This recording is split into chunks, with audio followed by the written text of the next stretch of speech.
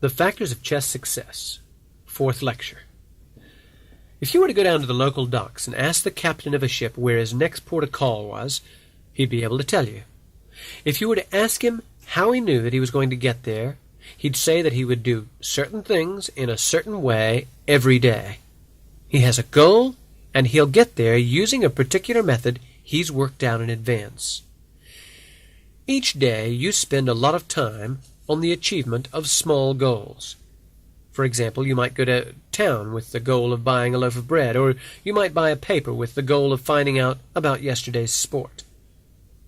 Everyone spends a lot of time over small goals such as these. But most people do not have an overall objective, a main target for their entire being to aim towards.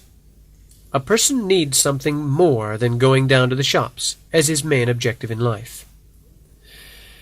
Many people will tell you that man is never satisfied. Well, that's just not so.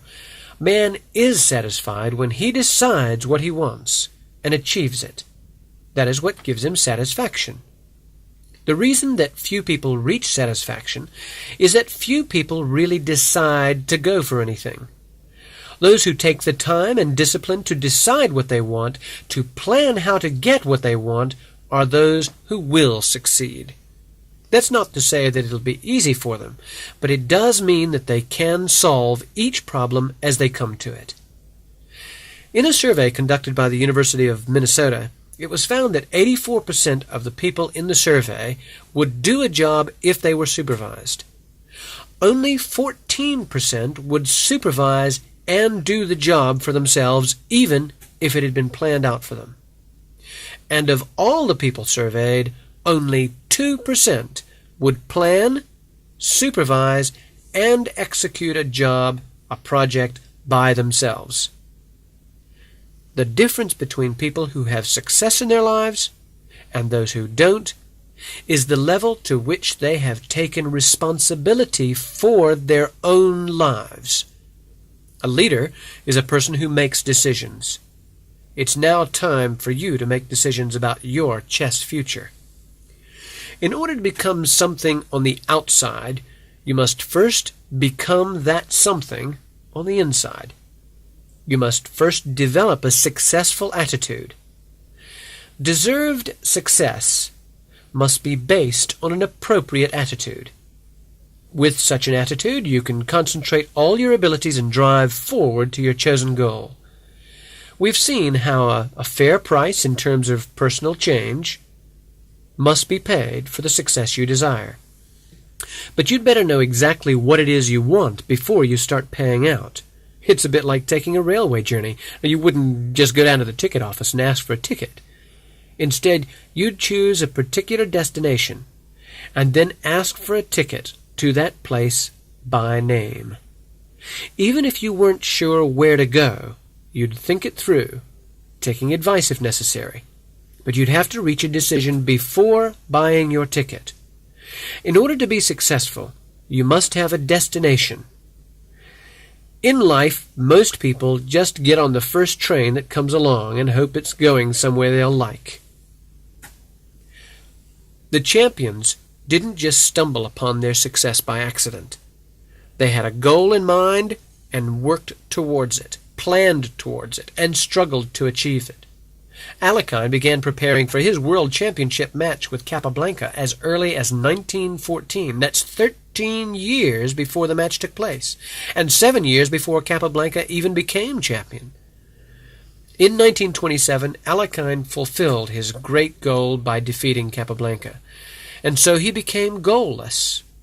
Lacking the strong motivation necessary to sustain his purposeful attitude, he lost the title to Dr. Irv in 1935.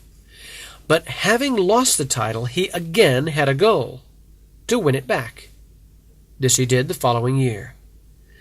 Bobby Fischer is remembered as the player who dominated world chess around 1969 to 72. Yet he was playing for 19 years before achieving his goal. For 4 years after he took to the game, his mother tried everything she knew to discourage him, but finally realized that she would not succeed. Fischer had grasped just one idea and was prepared to defend it to the bitter end. With his strong character and unusual stubbornness in seeking to achieve his goal, he was able to overcome the people and events standing in his way. Fischer would explain that his goal was to become world champion, and that because to him this was a deadly serious matter, he would not clown around. Yet Fischer also had a more subtle goal, to play as well as he knew he could, to complete his self-portrait as a chess artist. So when he defeated Taimanov 6-0 in their match, Fischer declared himself satisfied with the result, but not with his play. By setting up his goals of excellence, and by giving everything he had, Fischer developed his strength to the point where he could overcome all obstacles in his path. From an early age he dreamed of being world champion, and by the age of 16 he saw himself as the strongest player of all time. Throughout his career he always saw himself as being en route to his goal, and finally his self-image drove him to become what he dreamed of being, world champion. Fischer wanted to become world champion, but why do you play chess? Just as there are logical reasons for every sound move, so there are good reasons for playing chess in the first place. And just as you figure out the reasons for a move by understanding the position, so you can figure out why you play chess at all by understanding yourself. This is important, for without a healthy, sound reason for playing, chess may become like a prison with walls of dead habit. Find your reason, social, sporting, creative, and your attitude will be developed from there. Then you'll know where you stand and how far you want to go. You'll be able to do what you want to do rather than what other people want or expect you to do. Without a clear goal, chess will control you. In order to be a successful player, you must control the game of chess. There are people who play chess in an effort to avoid the real problems of their lives. But the very things they sought to avoid transform themselves into the chess environment and recreate themselves in the player's games. He may experience fear of failure, fear of losing face, fear of criticism, fear of losing, even fear of the unknown. This type of person is probably not even aware that he has fear standing in his way. He thinks that perhaps it'll be his turn to win the tournament this time, when in truth he doesn't want to win. You see, if he won, he'd find out that winning could not make him happy. And then he'd have to admit to himself that it wasn't his chess failures which caused his unhappiness. It was having to live with himself that made him unhappy. Should such a person play chess? Well, the answer is only if he is prepared to change his attitude. When we speak of failure in chess, we do not simply mean players with low gradings. We're referring to players who do not use the game for their own benefit. Emanuel Lasker told how praise may convince a talented player to devote himself exclusively to the game. Although the chess public likes this devotion, and although the player enjoys the flattery and praise, he is likely to find himself lonely and miserable when he becomes dependent on chess. So when a player achieves a victory on his chess path, it's not certain that his road leads to happiness and success. He may just be attempting to reach his failure level. Even if a player succeeds in becoming a master or a grandmaster, his life will not be an easy one, and may still degenerate into a personal hell of lonely journeys and empty hotel rooms. Top players do not recommend the life of chess professional. Spassky finds chess to be a very hard profession, an abnormal way of life requiring great self-discipline to stay at the top. Hort considers that chess demands too much of a lifetime, and even Karpov finds it very hard work. Dr. Irv recalled how Alekhine was so engrossed in chess and in himself that he could not have any real friends, just supporters and admirers. When Reshevsky realized that chess was dominating his personal life, he decided that he would no longer allow chess to take priority over his family. The trouble is that after playing a lot of chess, many people come to regard themselves only as chess players. Even Fischer considered quitting international chess in the 1960s, but he could not imagine himself doing anything else. Similarly, by the time Karpov won the World Junior Championship in 1969, he realized that he was so committed to chess that there could be no turning back. Many players start playing as a pastime, in the hope of escaping some of the pressures of daily life. They end up setting themselves impossible standards of excellence, and so becoming more tense and frustrated at the board than off it. How can the quality of your play assume such importance that it comes to cause anxiety, anger, depression, and self-doubt? Well, Western society is basically success-oriented. A person is considered worthy of respect and rewards depending on his level of performance in some activity. Thus, if a player makes some mistakes in his games, it comes to mean that he's not quite so worthy of respect as he would have been had he played well and won. When common respect between people comes to depend on winning, everyone is trapped. The loser is trapped in a lifetime of trying to win so that he can prove himself worthy of respect, both by himself and by others. The winner is trapped in trying not to lose the respect he has won. In order to escape the trap, you need a clear understanding that your worth as a human being does not depend on your standard of performance. Many players make the mistake of setting themselves goals so high that even effective performance appears inadequate. Adopting a goal lower than an ideal is not demeaning. Set yourself a realistically low target, and when you've met it, set yourself a higher one. Meet that, and raise the standard again, until you reach a goal of which you can be proud, and which is within the range of your abilities. In order to be world-class, you have to give virtually the whole of your life to it. This is what Steinitz meant when he said that chess demands everything of a man. Physically, emotionally, nervously, and so on, as well as mentally.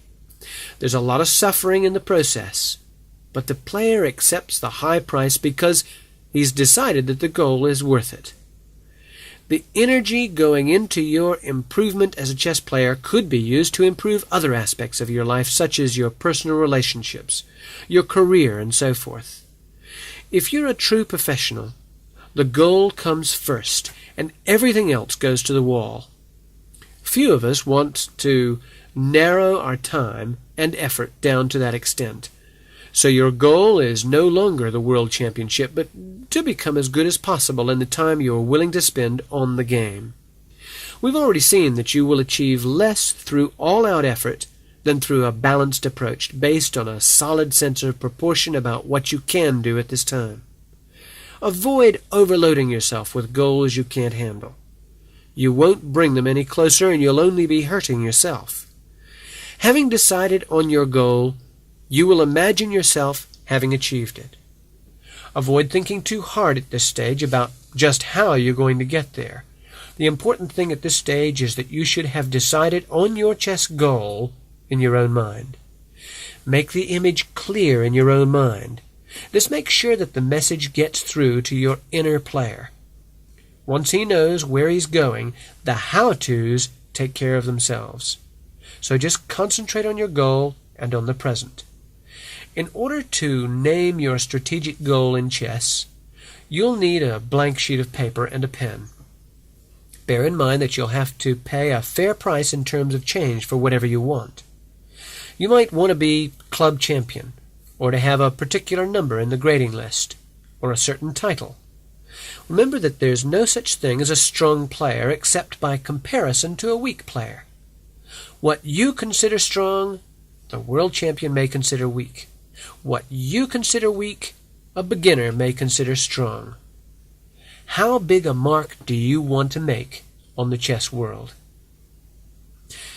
You might be wondering, why should I go to all this trouble? Writing it down in itself won't help. It's it's too much hassle.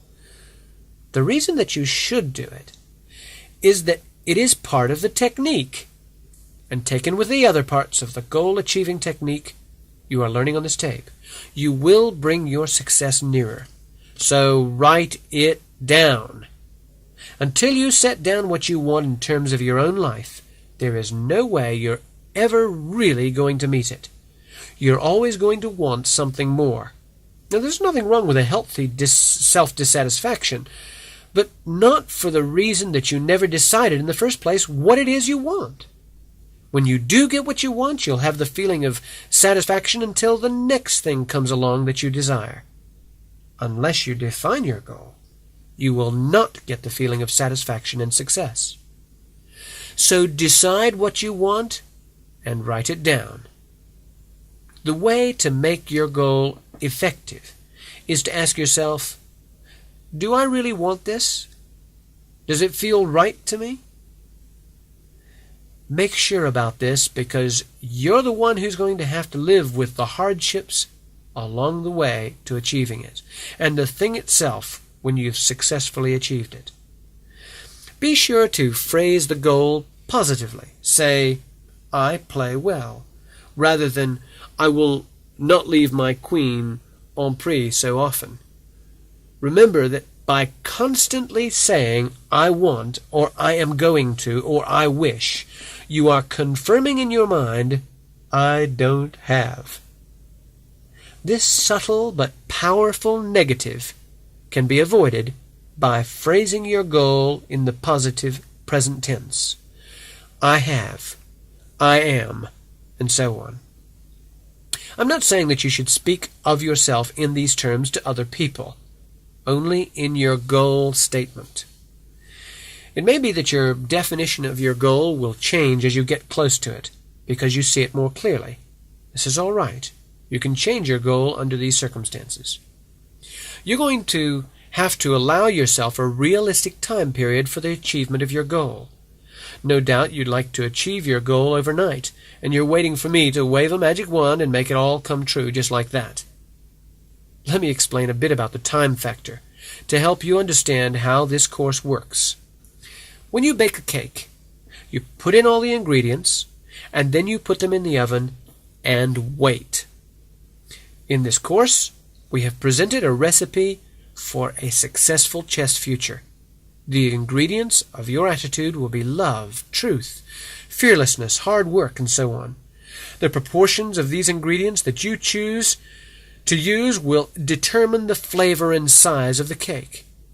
We've already explained how you should work out what balance of these factors suits your needs best. Follow the recipe, and the dream will come true. But if you don't wait, you get no cake. There's an element of time in the achievement of every objective.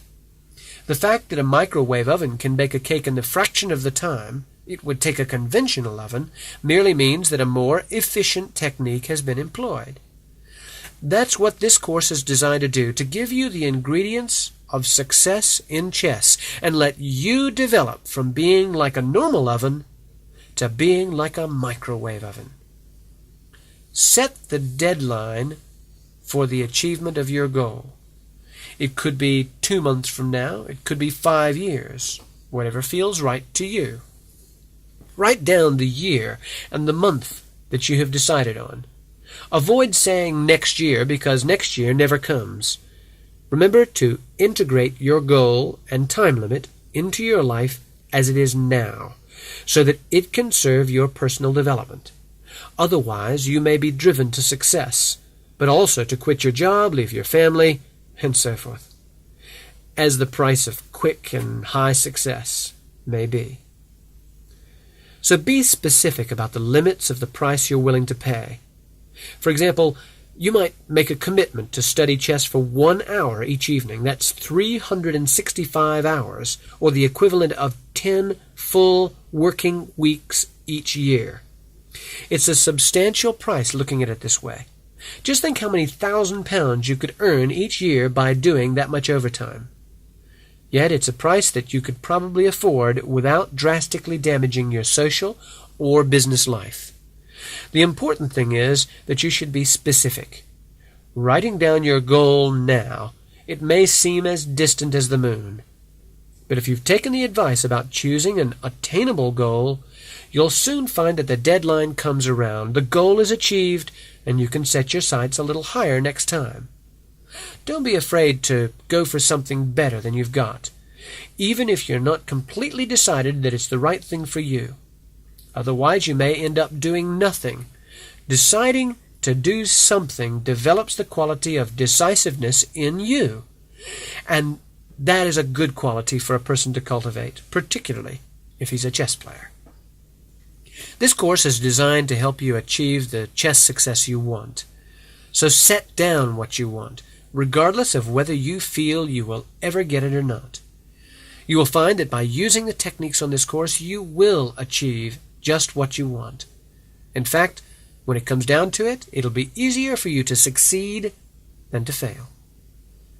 Well, let's face it, in order to fail, you've got to be miserable. You've got to quit. You've got to rationalize your failure by inventing excuses like, I had no opportunity, or if only I'd started playing sooner, or I don't have the time.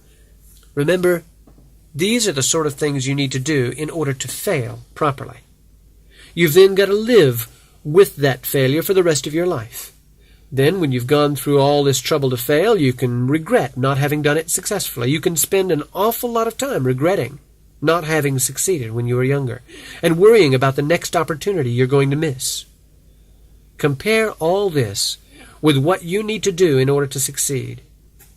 To succeed, all you've got to do is decide what you want, and then stick to it until you get it. Then you will be a success in your own mind. Success and failure are states of mind. Some people use their incredible mind to build rockets that take men to the moon. Others develop vast organizations to create great works of art or save lives. But a lot of people use their mind to turn on the morning coffee and tie their shoelaces. If you have the courage to knock on the door of success and to keep knocking, it will be open to you. Develop the habit of thinking of yourself as a successful player, and you will become one. It is natural for you to desire success, and it is natural for you to progress towards that success. There will be those who try to discourage you from your chosen path, who tell you that it's not worth it, that you could make better use of your time. They want you to do what is right according to what they say. That is, they want you to be like them. They're actually frightened that you're going to do what you want to do. Remember that you are the king of your life, with absolute authority over your own life. No one has the right to question your authority over yourself. In your life and in your games, play your own moves and let no one dictate to you. Now turn off the tape and write down your goal in full before going on to the inner play exercise number 4.